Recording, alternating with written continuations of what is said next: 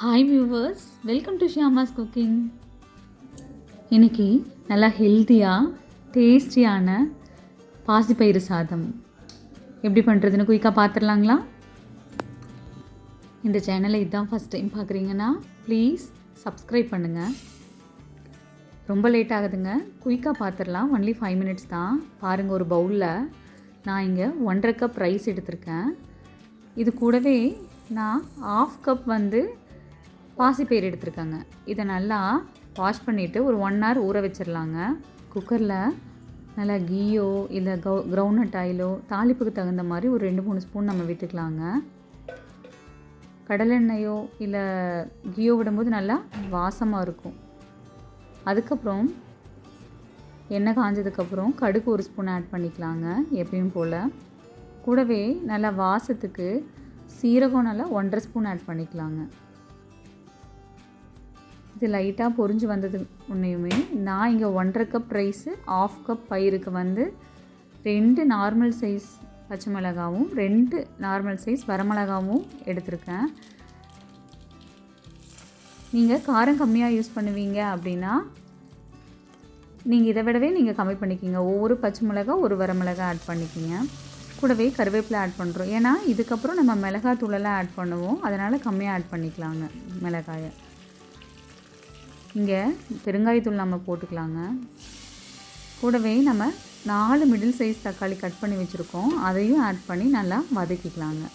சைடில் இது வதங்கிறதுக்குள்ளே ஒரு மிக்சர் ஜாரில் சீரகம் 2 ஸ்பூன் ஆட் பண்ணிக்கலாங்க. கூடவே நம்ம மிளகு 1 ஸ்பூன் ஆட் பண்ணிக்கலாம். இது கூட நம்ம வரமல்லி இருக்கும் இல்லைங்களா, அது நல்லா ஒரு 1.5 ஸ்பூன் ஆட் பண்ணிக்கலாங்க. உங்களுக்கு இது நல்லா வாசமாக இருக்கும். இது கூட ஒரே ஒரு வரமிளகாய் ஆட் பண்ணுறேங்க. கூட கொஞ்சம் கருவேப்பிலை. நம்ம ரசத்துக்கெல்லாம் பொடி பண்ணுவோம் இல்லைங்களா, அந்த மாதிரி இது எல்லாமே நல்லா ஃபைன் பவுடராகவே பொடி பண்ணிக்கலாங்க.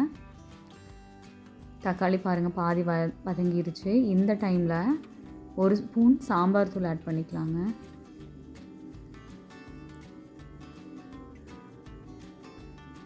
ஒரு ஸ்பூன் மிளகாத்தூள் ஆட் பண்ணிக்கலாங்க. 1 ஸ்பூன் மல்லித்தூள் ஆட் பண்ணிக்கலாங்க. தேவையான அளவு மஞ்சள் தூள் ஆட் பண்ணிக்கலாங்க. மிக்சர் ஜாரில் சீரகம் மிளகு மல்லி எல்லாம் சேர்த்து பவுட்ரு பண்ணி வச்சுருக்கோம் இல்லைங்களா, அதை நம்ம இங்கே ஆட் பண்ணிக்கலாங்க. ஆட் பண்ணி நல்லா கலந்து எடுத்துகிட்டு ஒரு கப் ரைஸுக்கு 2 கப் தண்ணி ஆட் பண்ணுவோம் இல்லைங்களா. இப்போ நம்ம பயிர் 1/2 கப் போட்டிருக்கிறதுனால கூட இன்னும் 1 கப் சேர்த்து வச்சுக்கலாம். 1/2 கப் பயிருக்கு 1 கப் வச்சிட்டோம் அப்படின்னா நம்மளுக்கு நல்லா சாஃப்டாக கிடைக்கும், அரிசியும் பருப்பும் சேர்ந்து வேகும்போது. அந்தளவுக்கு நம்ம இங்கே தண்ணி ஆட் பண்ணி எடுத்துக்கலாங்க.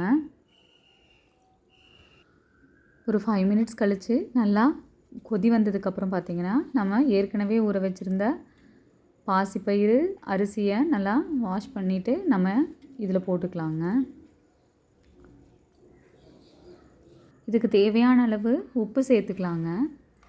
சேர்த்துட்டு நல்லா கலந்து விட்டுட்டு இந்த டைமில் 2 ஸ்பூன் நெய் ஆட் பண்ணிக்கலாங்க. உங்களுக்கு நல்லா வாசனையாக கமகமன்னு இருக்கும், சாஃப்டாகவும் இருக்கும். இப்போ மூடி போட்டு ஒரு 2-3 விசில் விட்டு எடுத்துக்கலாங்க.